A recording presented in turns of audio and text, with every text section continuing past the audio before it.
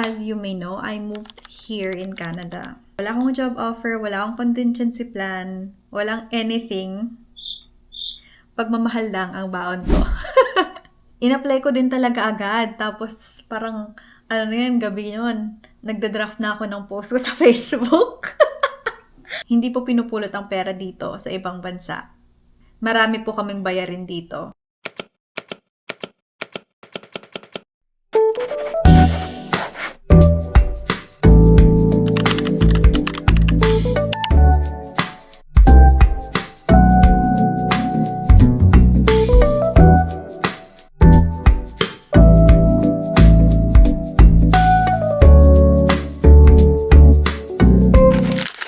What's up, millennials? I'm Elaine Ira and welcome back to my channel. So, as you may know, for this vlog, I will just give you an update kung ano na nangyayari sa life ko. I told you, I think, last January na magiging more consistent ako sa pag-vlog, pero nakita ko ng reality na ay, accountant nga pala ako. Sobrang busy ng season na to, pero yeah, let's do some updates. And as you may know, I moved here in Canada over a year ago without any job offers. Ako lang sa immediate family ko yung andito. Just for a desire to be with my husband and forge a new life here in Canada with him. So I know I'm not the only one with this kind of dream, so I just want to share my experience with you to maybe inspire you or even nudge you to take that leap or even a step. A little backstory lang. A little, pero feeling ko mahaba to. Pero, ayun. Backstory lang. I moved here in Toronto, May 25 of 2024. So, that's roughly 1 year and 8 months ago. Or 9 months ago. Wala akong job offer, wala akong contingency plan, walang anything. Pagmamahal lang ang baon ko. So, need ko talaga maghanap ng work kasi contrary to some of you may know na hindi po pinupulot ang pera dito sa ibang bansa. Kaya, hinay-hinay lang kayo sa pag-solicit sa fiesta, sa birthday. Marami po kaming bayarin dito. So, hindi pagkalapag ng eroplano namin sa ibang bansa magiging mayaman na kami agad. Hindi ganon. So, ayun na nga. Pagkadating ko dito, I applied for different jobs here. Nag-apply ako for cashier, for crew, for receptionist, ganyan. Pero walang nagre-reply sa akin. And of course, fast forward, nag-apply din ako sa custody banks and na-eventually hired as an accountant po. Kahit na hindi ako CPA pa dito sa Canada. Sabi siguro ni Lord sa akin, hindi ka talaga makaka-receive ng reply dyan kasi may plano ako sa'yo. Kaya kumalma ka. Charot. So, I feel so blessed talaga pag sinishare ko tong story na to kasi I know hindi lahat ganito yung experience but I am a living testament na this is possible. Kasi hindi pa man ako CPA dito. Nilakasan ko yung loob ko nung interview talaga na kaya kong gawin yung job na in-applyan ko.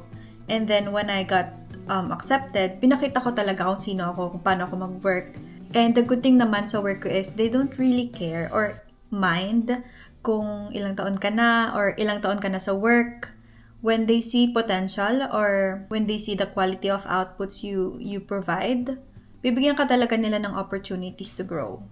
And true enough naman, after 5 months ko sa work, sinabihan ako ng manager ko na nakikita niya yung potential sa akin and ito yung mga kailangan kong next steps para ma-promote ako. So, ayun, nakikita nila ako sa role. Pero kulang pa ako. May kailangan pa akong pagtrabahuan. Tapos, ayun, ang sinabi sa akin noon before is I have to work on my communication daw. I have to talk more. So, kala nyo porket ganito ako, madaldal ako. Pero hindi. Ang hirap kaya magsalita in English, lalo na pag hindi yun yung first language mo.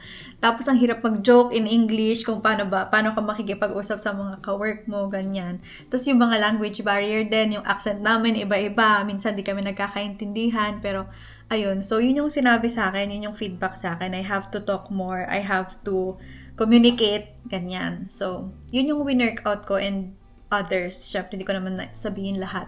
And after 3 months, tinapak ko ulit, sabi, mag-apply na daw ako for promotion. So, syempre, ako naman, excited ako. In-apply ko din talaga agad. Tapos, parang, gabi yun, nagda-draft na ako ng post ko sa Facebook.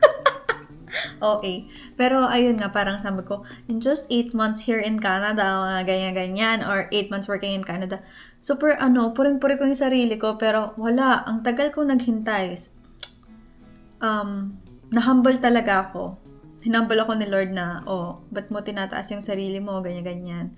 Which is, ako yung bida sa lahat, parang ang galing-galing ko.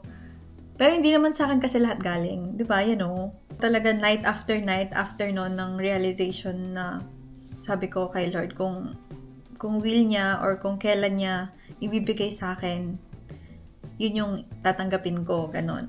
Hindi na ako nag-post sa Facebook. Nag-post ba ako? Parang hindi ako nag-post sa Facebook after ko ma-promote. Pero nag-post ako sa YouTube dito. Pero ayun, nagkaroon naman ako ng change of heart after nun. So, after 3 or 4 months, binigay na sa akin yung promotion. So, finally, so, as of today, I'm in a few months into my new role na.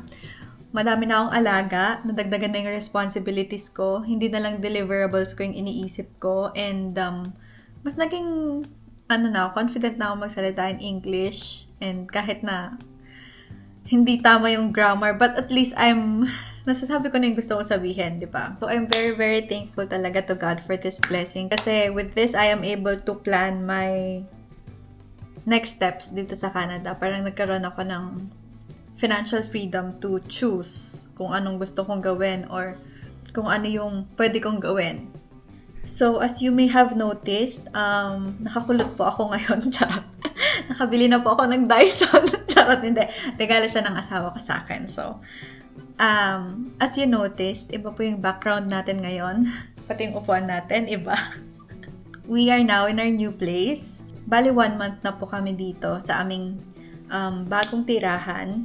And hindi pa naman namin siya fully paid. Nagmo-mortgage pa naman kami. Pero this is already a blessing na nakapag-down payment kami and nalipat yung pangalan namin sa deed. Sa, anong tawag doon? Transfer title. Basta, ayan.